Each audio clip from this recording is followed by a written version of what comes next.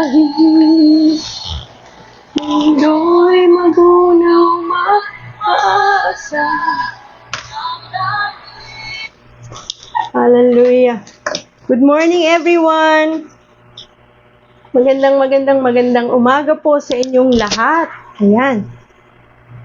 So today is our second day for our daily devotion. Ang date po natin is August 30. Wow, grabe, ang bilis po ng panahon, no? August na at sa bukas makalawa ay September na, bare months na po. At tayo po ay patuloy na magpupuri at magpapasalamat sa ating Diyos na buhay sa araw na ito at sa mga susunod pang araw. So magandang umaga po. Ayan, para maki-check ko yung sa kanila. Ayan. So I hope ay marami po ang makapanood ngayong araw na ito sa atin pong daily devotion.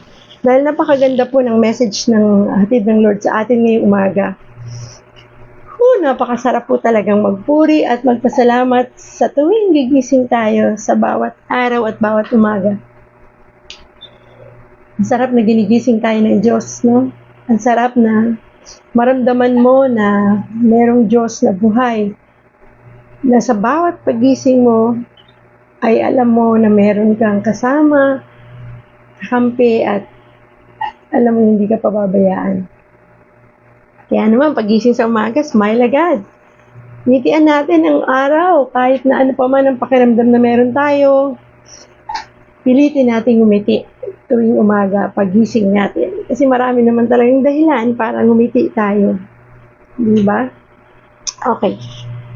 So, ang ganda po ng ating pong pag-uusapan ngayong umaga. Ang ganda ng mensahe ng Lord sa ating ngayong umaga. Ayan, sige, buksan ko lang po itong aking para syempre sana dun sa mga makakapanood dito, hawak niyo yung Bible niyo or even your cellphone or electronic gadget na kung saan nandun yung Bible ninyo.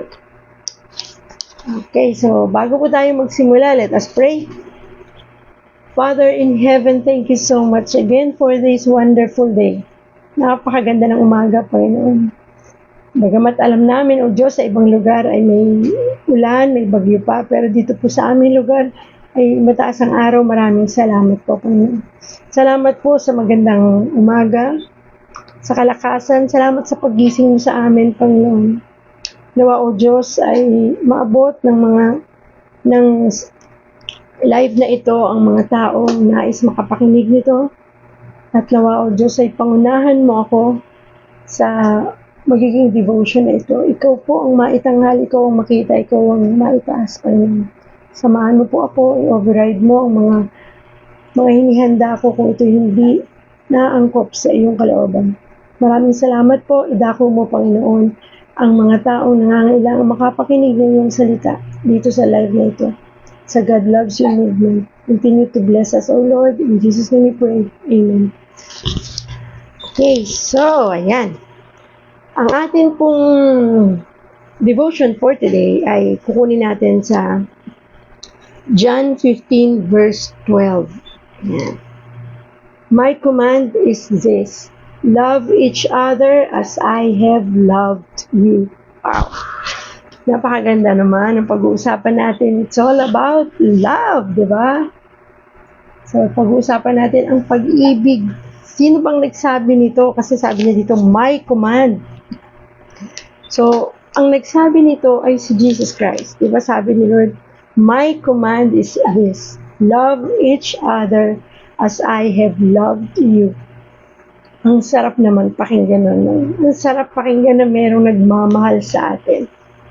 Kasi minsan, may isip natin, meron nga ba nagmamahal sa akin? Mahal nga ba ako ng Diyos? Lalo na kapag dumaraan tayo sa mga pagsubok na parang may isip mo, Lord, asan ka? Love mo ba talaga ako? Kasi pinagdaraanan ko parang ang bigat-bigat. Pero alam niyo ba, sabi ng Diyos dito, love each other as I have loved you. Inassure niya tayo. Kasi yung Yung word na love dito talagang loved with ED. Diba? So, ibig sabihin, ganun, mahal niya talaga tayo. Binubuksan ko lang po yung para makita ko. Kasi minsan, naka-cross-post po kasi ako dun sa isang account natin. Yung mga nagko-comment po kasi doon. So, if you have prayer request, ay ano po natin, if you have prayer request, isulat lang po natin dyan sa comment section natin. Ay, bakit wala? Ay, bakit wala yung live ko? Hindi ako naka-cross-post. Anyway, pwede naman natin i-post.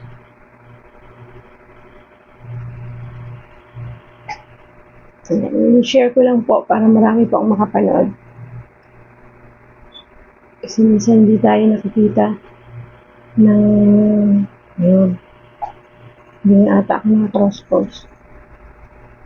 Share natin.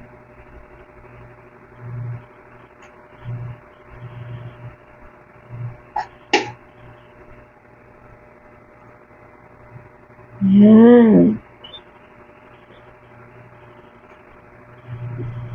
Okay, share na siya. Thank you, Lord. Okay. Okay. Bakit ayaw niyo mga pindot yung share?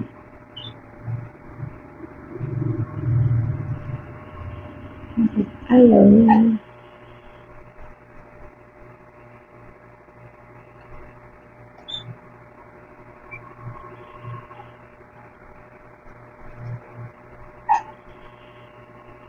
Oh, na-share na. Thank you, Lord.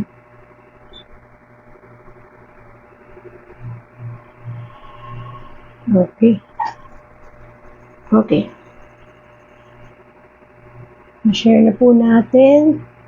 Pa-share and like na rin po ang atin pong live for today.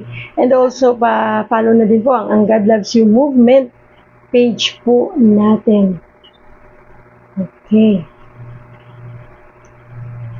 Ayan. Ako, thank you so much. Thank you, Lord, for this day. Okay. Ayan. So, balikan po natin yung atin pong message for today, ang John 15 verse 12. My command is this, love each other as I have loved you. So sabi nga po dito, as a Creator and Lord, Jesus can do whatever He pleases. Sa totoo lang, pwedeng gawin ng Diyos ang kahit anong gusto niya. But instead, the Word or Jesus became flesh and dwelt among us. Love compelled Jesus to prioritize people. Kung mapapansin niyo po, sa Bible, ang dami niyang taong, kumbaga, pinakita niya yung pagmamahal niya sa ibang tao, katulad nung babae sa well, di ba? Yung lalaking may leprosy, a Roman officer, even the thief on the cross, di ba? Isipin mo, nung time na nakapako siya sa cross, yung magnanakaw, talagang pinaramdam niya yung pagmamahal niya dun sa tao na yun. Jesus didn't solve problems. He loved people. Hindi niya tinitingnan kung ano yung problema, basta importante, mahal niya po tayo. Kaya lang minsan, di ba, pag may mga problema tayo, may mga pagsubok tayo, parang pakiramdam natin, wala si Lord, parang hindi kita maramdaman, Lord. Pero alam niyo po ba na pinahintulot minsan ng Diyos yun na tatahimik lang siya, pero nandyan siya nakatingin sa iyo. Kasi gusto niyang ikaw yung lumapit, ikaw yung tumawag, at ikaw yung manalangin sa Kanya. Kasi gano'n niya tayo kamahal na akala mo pinababayaan ka niya. Naku, hindi totoo yun. Mahal na mahal tayo ng Diyos. Sabi niya nga dito, tudugtungan ko po. Ayan, di ba sabi pa nga, aside from yung thief, he washed his disciples' feet, di ba? Imagine mo, kung gano'n tayo kumahal, pati yung mga disciples niya, siya naghugas ng paa. At meron siyang compassion on the sick, weary, and broken. Kaya huwag kang matakot kung may sakit ka. Lagi mo lang isipin, mahal ka ng Diyos. And in the end, He gave His own life for us. Binigay niya yung buhay niya para sa atin, sa kabayaran ng mga kasalanan natin. Kahit sa totoo lang, di ba tayo may kasalanan, dapat tayo pinako sa krus, pero siya yung nagpapako sa krus na matay para sa atin. Jesus was passionate about God's ways and God's word while also showing great compassion to those who needed it most. Kung hindi tayo sigurado kung paano magmahal ng ibang tao, kasi hindi talaga madali, di ba? Lalo na pag hindi naman kaibig-ibig yung tao. Pero tingnan na lang natin si Jesus Christ para kayanin natin magmahal ng iba. Magmahal ng kapwa natin. Kasi sa totoo lang, talaga namang yan yung bagay na, lalo na kung medyo may sama ka ng loob sa tao, ito paano ko tumamahal yun? Diba? Pero kung sabi nga ni Lord, mahalin natin even ang ating mga kaaway. So, paano natin siya mamahalin? Tingin lang tayo sa Lord. Tingnan natin kung gaano tayo kamahal ng Diyos para makapagbahagi. Sabi nga, hindi tayo pwede magmahal kung wala tayo nito. Kaya, punuin natin yung puso. Isip natin ng pagmamahal. Pero syempre, hindi tayo perfecto. Only God is perfect. Hindi natin ma-perfect yan, pero ang pinaka-importante, sa tuwing magkakamali ka, sa tuwing magkakaroon ka ng pagkukulang, lapit ka lang sa Diyos. Luhod ka at manalangin ka. Hingi ka ulit ng tulong, hingi ka ulit ng kapuspusan ng spirit sa katawan, sa puso mo at sa isip mo para muli ka makabangon. Kasi nasa mundo pa tayo eh. Dito sa mundo, talagang punong-puno pa ng temptations, punong-puno pa ng mga bagay na yung imperfections kasi sa langit lang tayo, pag nakarating na tayo dun sa piling ng Diyos doon, perfect ng lahat. Wala nang kasalanan, wala nang pag-iyak, wala nang luha, wala nang sakit, wala nang pain. Pero dahil nandito pa tayo sa mundo, dito tayo, this is our training ground, kung saan napapractice na tayo dito pa lang sa lupa. Kung paano magmahal, kung paano ma-endure ang lahat ng pain at sufferings na meron dito. Kasi dito tayo lalakas. Dito tayo titibay. Kaya naman, para tayo tumibay, para tayo matutong magmahal, para magawa natin mga bagay na ito, kapit tayo dun sa source ng strength natin to the end, si Lord Jesus Christ. And the more na magmahal tayo tulad ni Jesus, we will become more like Him. Kasi yun yung goal eh. Yung maging katulad niya tayo, though perfect si Lord, makasunod tayo sa kung ano yung kalooban niya. Makasunod tayo kung sino siya, matularan natin siya. Kasi ang totoo namang inaayos ng Diyos sa atin is our character. Kasi mapansin mo, di ba, sabi nga hindi madaling maging Kristiyano. Kasi akala natin pag naging born again Christian na tayo, nakakilala na tayo sa Diyos, wala nang problema, wala nang sakit, wala nang hirap, wala nang pagsubok. Naku, hindi po totoo yan. Ang pinakamaganda lang kapag ikaw ay nakakilala sa Panginoon at kasama mo siya sa lahat ng oras, anumang problema ang pagdaraanan mo, ay pagtatagumpayan mo. Kasi iba po yung dumadaan ka sa pagsubok, sa problema o karamdaman, na kasama mo ang Diyos. Kasi alam mo may kakampi ka, alam mo na may kasama ka, alam mo na merong tutulong sa iyo para pagtagumpayan mo to. Kasi sa totoo lang, kung tayo lang, ang bilis nating mag-give up, ang bilis nating umayaw, ang bilis nating matakot, ang bilis nating makaramdam ng anxiety, ng galit. Pero sino ba yung tutulong sa atin para maibsan yung sakit, maibsan yung problema, matulungan tayo sa mga solusyon nito? Only God can do that. Kasi ganun niya tayo kamahal. Kaya talagang napaka-importante po na makilala natin ang Diyos sa buhay natin. Ayan. Napakaganda ng message natin ngayon. Paano nga ba tayo? Mamaya natin yan. Gusto ko lang ituloy yung from verse 12, sundan natin. Kasi, ang dali nung my commandment is this, or my command is this, love one another just as I love you. Or sabi niya sa NIV, my command is this, love each other as I have loved you. May kasunod po yun dun dito sa Bible.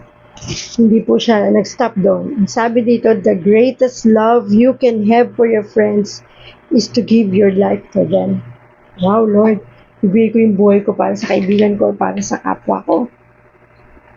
Kasi yun ang gusto ng Diyos eh.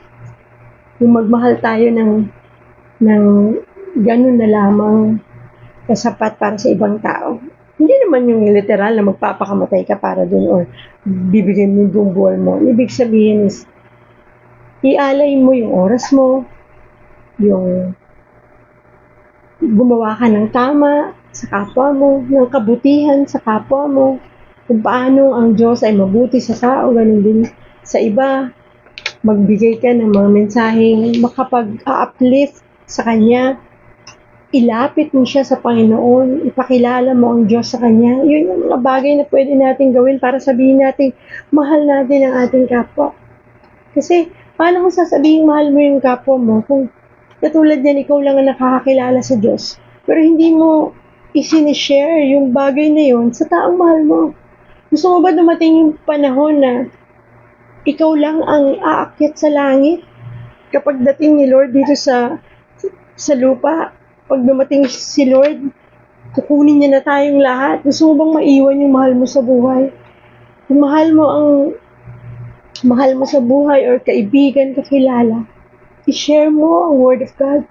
I-share mo kung sinong makakatulong sa Kanya, kung sino ang magmamahal sa Kanya ng tapat, at kung sino magdadala sa Kanya sa langit. Sabi nga, diba, I am the way, the truth, and the life, and no one comes to the Father except through me. Kapag hindi natin pinakilala ang Diyos sa maraming tao, paano na? Nakakalungkot naman, di ba? Kapag dating mo sa langit, dumating ang panahon na dumating ang Panginoon, ikaw na sa langit, yung mga mahal mo sa buhay, ay hindi mo kapiling doon. So, isa yun sa paraan para may pakita natin kung gaano natin kamahal ang ating mga kaibigan, kakilala, kamag-anak, mahal sa buhay. Ipakilala natin ang Panginoon. Kasi ang ganda po na lahat tayo ay sigurado sa ating salvation. Na kung dumating man ang pagkakataon na kunin tayo ng Panginoon, alam mo, at direct to the point na masasagot mo kapag tinanong ka. Kapag kinuha ka ni Lord, kapag nawala ka na sa mundo, saan ka pupunta? Direkta kaya mong sagutin, sa langit ako pupunta. Kasi kilala ko ang Diyos at meron akong personal na relasyon sa Kanya dahil tinanggap ko siya bilang Diyos at tunay kong tagapagligtas. Di ba ang sarap, no? Yung kapahingahan, yung kapayapaan na dito pa lang sa lupa, alam mo na hanggang sa dulo ng walang hanggan, kasama mo ang Diyos. Yung up to eternity, di ba? Sabi niya, buhay na walang hanggan. Ang sarap nung gano'n. Anytime, Lord, I'm ready because I know I'm with you. Yung totoo, hindi sa puso mo at sa isip mo. Sarap ng pakiramdam ng gano'n. And sabi niya sa verse 14, and you are my friends if you do what I command you. Baka pag sinunod natin ang Diyos, kaibigan natin siya. Ang sarap maging kaibigan ng isang makapangyarihang Diyos. Diba? We have a lot of friends na nandyan to comfort us, to give us advices, makasama natin sa lungkot at saya. Pero mas masarap yung meron kang Diyos na kaibigan mo. Parang anong tawag doon? Ka-elbow to elbow mo, diba? Na Lord, pwede akong lumapit anytime, pwede akong magkwento, pwede akong dumaing, pwede akong umiyak na kaibigan na grabe, very powerful, almighty, ano pa ba, sovereign, lahat yun nasa Kanya. Ibang klaseng kaibigan kapag meron kang kaibigan na meron kang relasyon sa Diyos, na meron kang best friend na matatawag mo. Kaya lang, di ka pwedeng sabihin ng Diyos na kaibigan kapag hindi tayo sumusunod sa kanyang kalooban. At lalo na kung hindi natin siya kilala. Sabi din sa verse 15, I do not call you servants any longer because servants do not know what their master is doing. Grabe, hindi na tayo servant, kundi friend. Diba? Instead, I call you friends. Sarap naman nun. Tawagin kang friend ng Diyos. Because I have told you everything I heard from my Father. Kasi i-reveal ng Lord ang lahat sa'yo kapag kaibigan ka niya. Through His Word. Through the Bible. Kasi kahit nakaibigan, sabihin mo kaibigan natin ng Diyos. Kung hindi natin siya kilala at tinanggap bilang Diyos at tunay natin tagapagligtas, hindi natin malalaman kung ano yung will niya at command niya sa atin. Sabi niya kasi, di ba? If you do what I command you, you are my friend. Kaya sunod tayo. Kasi hindi naman mahirap sundin ng Diyos eh. Hindi naman kailangan, kala kasi ng iba, para sundin ng Diyos, kailangan para ka magpakasanto. Yung wala ka nang gagawin na, alam mo yun, sabi ko nga, nandito pa tayo sa mundo. Ang pinaka-importante doon, kung sakaling magkakaroon ka ulit ng kasalanan, makakagawa ka ng mali, laging merong Holy Spirit na magre-remind sa'yo na, uy, mali na yung nagawa mo. Alam mo yung iiwanan ka ni Lord ng Holy Spirit, na gagabay sa'yo, para mag-remind kapag nagkakamali ka at nagkukulang ka, or nakagawa ka ng kasalanan. So, ibig sabihin kapag may ganun, babalik ka ulit sa Diyos. Hindi yung kapag wala ka sa Panginoon, kasi kapag nakagawa ka ng kasalanan, magpapakalugmo ka na sa kasalanan. Dahil walang nagre-remind sa'yo, dahil wala kang relasyon. Kaya napaka-importante po nun. And sabi po dito sa verse 16, you did not choose me, I chose you, and appointed you to go and bear much fruit, the kind of fruit that endures. And so the Father will give you whatever you ask of Him in my name. Wow! Sarap naman ang promise na yun. Di ba? My Father will give you whatever you ask of Him in my name. Kaya nga, di ba, pag nagpipray tayo, in Jesus' name we pray. Laging merong in Jesus' name. Kasi, yun yung patunay na lahat ng panalangin natin ay sasagutin kapag ipinalalangin natin ito sa pamamagitan ng pangalan ni Jesus. Sarap naman ang pangako na yun. I chose you and appointed you to go and bear much fruit. Ano yung bear much fruit? Gusto niya tayong magbunga. Kasi madalas tayo ay Zimbabwe. Yung Zimbabwe, sorry nakuha ko lang din yan at narinig ko yung word na Zimbabwe, yung Zimbabwe. Yung wala tayong commitment sa sa relationship natin with the Lord. Yung basta lang tayo, makasimba, tama na. Maka-attend lang ng worship service, okay na. Balik na ulit tayo sa dati. For the whole week, ganun ulit yung mundo natin. Hindi na babanggit ng Diyos during the day na nasa labas ka ng simbahan. Alam mo yun, yung nasa simbahan tayo, sige, praise and worship, kanta, andun si Lord. Pero pag lumabas na tayo doon, Monday hanggang Saturday, same ang routine ng buhay, wala pa rin ang Diyos doon. Tandaan natin sa lahat ng ginagawa natin, di ba? Do it all for the glory of God. Whether you eat or drink. Gawin mong lahat ng ito para sa kadakilaan ng Diyos. Para mag-glorify siya. To please the Lord. Sana hindi natin yung nakakalimutan na kahit nasa ang lugar man tayo, ano man ang ating ginagawa, unahin natin ang Diyos. Samahan tayo dahil sasamahan niya tayo sa lahat ng oras at pagkakataon. At mag-bear much fruit, ibig sabihin, magbunga tayo, kaya we need to share the good news. We need to share the Lord to other people para maipadama natin, mahal natin sila. Verse 17, this then is what I command you, love one another. Grabe no, talagang paano mo nga ba maipapakita? Kayo po ang tatanungin ko. Pag nilayan po natin yun, paano nga ba natin magagawa paano ba tayo magagawa na magmahal ng iba at become more like Jesus. Sige nga po, pag nilayan natin yun, pwede natin isulat yan. At isa sa pwede natin gawin, I can prioritize people, di ba? Parang, pag sabi, paano ko ba prioritize ang ibang tao? Maraming pagkakataon na bagay yung ganyan, di ba? Unahin natin sila. Minsan may nagiging kasi tayo minsan, yung, dapat maging selfless. Kung merong taong nangangailangan ng tulong, why not tulungan natin? Hindi naman palagi ang tulong ay pera. Kasi sabi ng iba, wala naman akong pera para tumulong, no? It's not only money. You can help them through prayer. Kasi minsan may taong hindi naman talaga nila kailangan ng pera.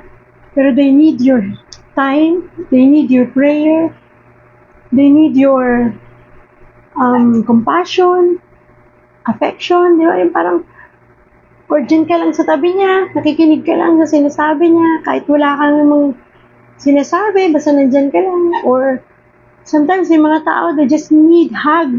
Yakapin mo lang, walang sinasabi. Malaking bagay na yun para sa kanila. Oras mo, pakita mo na pinagdarasal mo siya, napakalaking bagay naman. And I can serve others, di ba? Pwede natin paglingkuran ng ibang tao sa pamamagitan ng pagtulong at paggabay sa kanila at share ng good news. Di ba? Maraming paraan. At lahat po yun magagawa natin kung nandito si Lord sa puso natin. Kasi kaya nating maging selfless kaysa maging selfish kapag nasa atin ang Panginoon. Di ba? Yung hindi mo isipin ang sarili mo, unahin ng ibang tao. Naku, hindi madali yun, pero with the Lord, kaya natin gawin yun. Hindi man natin yan ma-perfect o hindi man natin magawa ng ganun, kasmooth. Tuloy lang, sige lang, gawin mo lang, kahit minsan napakahirap.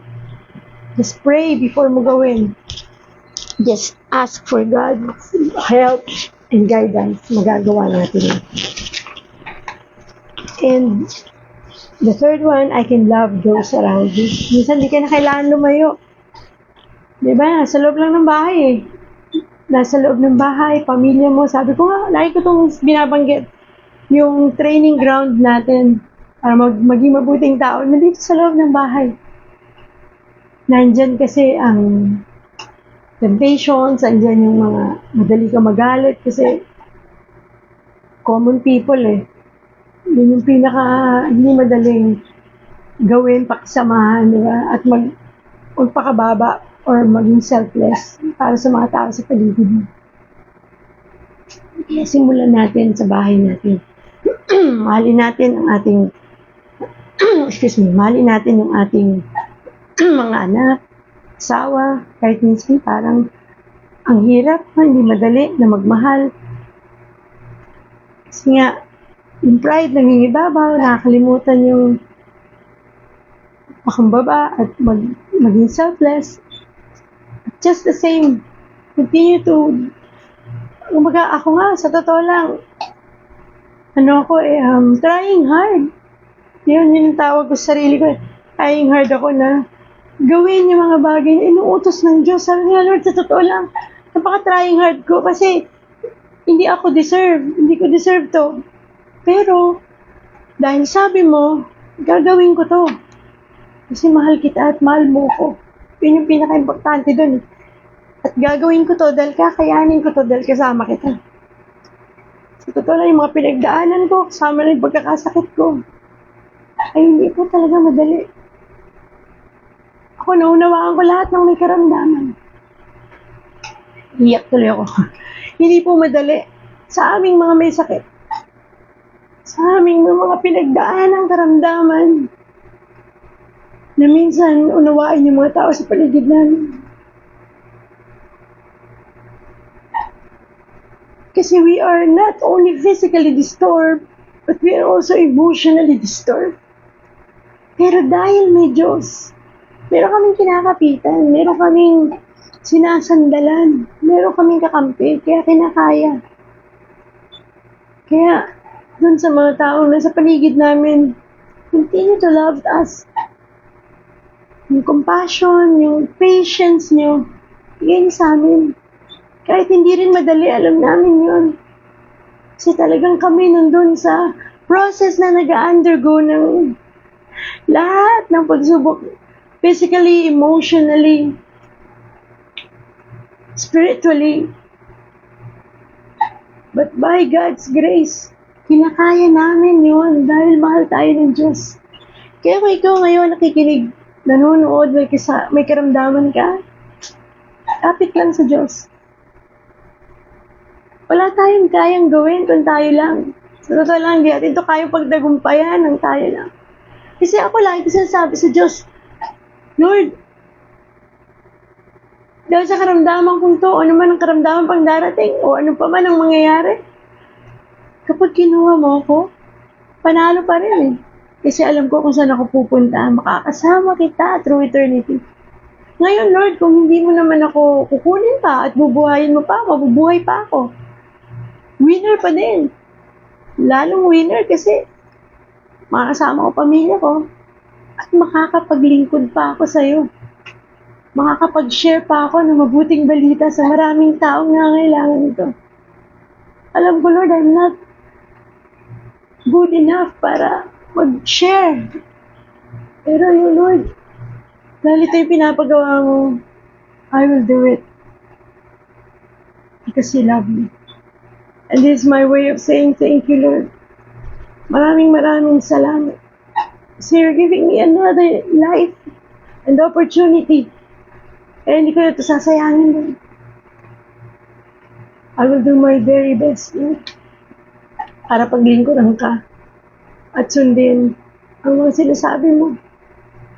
Kahit hindi madali. Thank you, Lord. Kaya, sa mga kapareho ko may mga karamdaman pinagdaraanan, laban lang. Sabi nga doon sa, di ba? Laban lang. Kasi, huwag tayong mawawalan ng pag-asa. Patuloy tayong magmahal. Patuloy tayong umapit sa Diyos, magpatawad, at aminin na tayo ay hindi perfecto. Na tayo ay merong mga kakulangan, kahinaan. Na tayong Diyos lang ang makakapagpuno ng lahat ng kakulangan na yan. Tanging Diyos lang ang makakapagbigay ng lakas, tapang, para harapin natin ang namang problemang meron tayo. Wow, grabe ang sarap ng pakiramdam. Ayan, ako. Thank you, Lord. Thank you, Jesus. Thank you, Father God. So let us pray. Father in heaven, thank you so much once again, Lord, for another message na pinatid mo sa amin, Panginoon. Alam ko, O Diyos, na mahal mo kami. Maraming salamat, Lord, sa pagkakataon na kami makapagbahagi ng iyong salita. Nawa, O Diyos, ay maabot namin ang mga taong nais mong makarinig ng iyong mabuting balita. Nawa, Panginoon, ay gamitin mo ako, kaming lahat, upang maging daluyan ng pagpapala, kagalingan, para sa lahat ng mga tao. Panginoong Hesus, kami po ay dumudulog sa iyo, O Diyos. Nabigyan mo kami palagi ng kababaang loob, na wala kaming magagawa, Panginoon, kung kami hiwalay sa iyo. Na makita namin, Panginoon, ang iyong kadakilaan, ang iyong kapangyarihan, Panginoon, na meron kang magagawa sa amin. Nais kong itaas sa iyo, Panginoon, si Elvid Binega Resurrection, Panginoon. Ito po'y isa sa mga mahal ko sa buhay, O Diyos. Kami po'y dumudulog sa iyo, Panginoon. Wala pong imposible sa iyo, O Diyos. Naniniwala kami, Panginoon. Nadadaloy ang kagalingan sa Kanya sa mga oras na ito, Panginoon. Abutin mo siya ng iyong mapagpalang kamay, Panginoon. Alam ko, Lord, walang imposible sa iyo. Kaya mo, Panginoon, na maghimala. at magbigay ng kagalingan sa kahit anumang karamdaman na meron kami. Tinataas ko po sa inyo, Panginoon, at pinaniniwalaan, Lord, that you can do all things possible for her condition, Lord. Maraming salamat ngayon pa lang, Panginoon, sa kagalingan na ibibigay mo sa kanya, Panginoon. And I know, Lord, that you will restore her health, her physical life, her spiritual life, Lord. Alam ko, Lord, hindi lamang siya, kundi ang buong pamilya, Panginoon.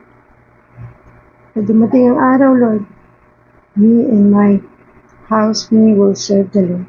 Lahat kami, Panginoon, maglilingkod sa iyo ng buong puso at buong pagmamahal, Panginoon. Tatanggapin ka namin bilang Diyos at aming tunay na tagapagligtas. Ganun din, O Diyos, itinataas ko sa iyo lahat ng mga taong nakakapanood nito. Ano man ang karamdaman, ano man ang pinagdaraan ng pagsubok, Panginoon. Continue to touch their hearts, Lord. Maging mga pamilyang hindi ayos, Panginoon, continue to restore their family, Lord. Ayusin mo, Panginoon, mga relasyon na hindi ayos. Ano mang pinansyal na pangangailangan, Panginoon, continue to provide, Lord Jesus, because you are our provider, great healer, great God. Thank you, Jesus, for your mercy. Maraming salamat, Panginoon, sa pabor mo, Lord. Hindi kami karapat-dapat, Panginoon, pero kami patuloy mong tinutulungan, ginagabayan, at iniingatan sa lahat ng oras at pagkakataon ng mga buhay namin. Kaya't maraming salamat po, Lord. And we thank you, Lord Jesus, for your love, for your mercy, for your goodness, for your favor, for your grace, for your unconditional love. And we bring back all the glory and praises in Jesus' name we pray. Amen and amen. Thank you, Lord. Thank you, Jesus. Maraming salamat po. At alam ko po na na-bless tayong lahat. Sana po ay patuloy niyo akong samahan, bagamat kung hindi man po ninyo ito napanood ng live or nasabayan ako sa live, pwede pa rin po ninyo itong mapanood ng replay. Nandyan lang po yan sa ating Facebook page, God Loves You Movement, at pwede nyo panoorin anytime, kahit mamayang gabi, and then tomorrow morning, samahan niyo po akong muli sa another message ng Lord sa atin. Napakabuti ng Panginoon kasi every day, every morning, meron po siyang magandang hatid na mensahe para po sa ating lahat. Kaya wag po kayong bibitiw, every morning po ito. Tayo po ay patuloy na magpupuri at magpapasalamat sa ating Diyos na buhay, sa buhay na binibigay niya sa atin, sa kalakasan, sa kagalingan, at sa pag-ibig na walang hanggan. Thank you so much and continue to serve the Lord, love other people. Don't forget our message for today. Love one another as I have loved you. Yun ang command ng Lord sa John 15 verse 12. Thank you very much and God bless everyone. Always remember, God loves you. Mahal na mahal ka ng Diyos. Bye-bye. God bless. Don't forget to like and share and follow our Facebook page, God Loves You Movement. Bye-bye. God bless.